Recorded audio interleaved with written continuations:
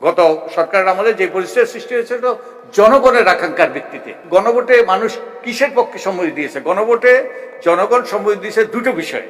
রাষ্ট্রপতির পক্ষ থেকে জুলাই জাতীয় সনদ সংবিধান সংস্কার আদেশ একটা জারি করা হয়েছে এবং এই আদেশের ভিত্তিতে গণভোট হয়েছে। গণভোটে হ্যাঁ ভোট দেওয়া মানে এই আদেশটাকে জনগণ আদেশের পক্ষে সম্মতি দিয়েছে, বৈধ করেছে। অর্থাৎ এই আদেশটা জনগণের সম্মতি পেয়েছে। অতএব এটা কোনো অংশেই সংবিধানে যেটা আছে তার থেকে কম গুরুত্বপূর্ণ নয়। অর্থাৎ এই আদেশটা জনগণ একমত হয়েছে এবং একই সাথে জনগণ একমত হয়েছে এই 48টা বিষয়ে, যে 4টা ভাগে ভাগ করা হয়েছে, 48টা বিষয়ে সংবিধানে অন্তর্ভুক্ত করার জন্য। তাহলে হ্যাঁ, সংবিধানে নাই, কিন্তু সংবিধানের উৎস তো হলো জনগণের সম্মতি। তো এখানে তো জনগণের সরাসরি সম্মতি আছে, তাই এটা কোনো অংশে কম গুরুত্বপূর্ণ নয়। একটা প্রশ্ন উঠে, গণভোট তো আমাদের সংবিধানে নাই।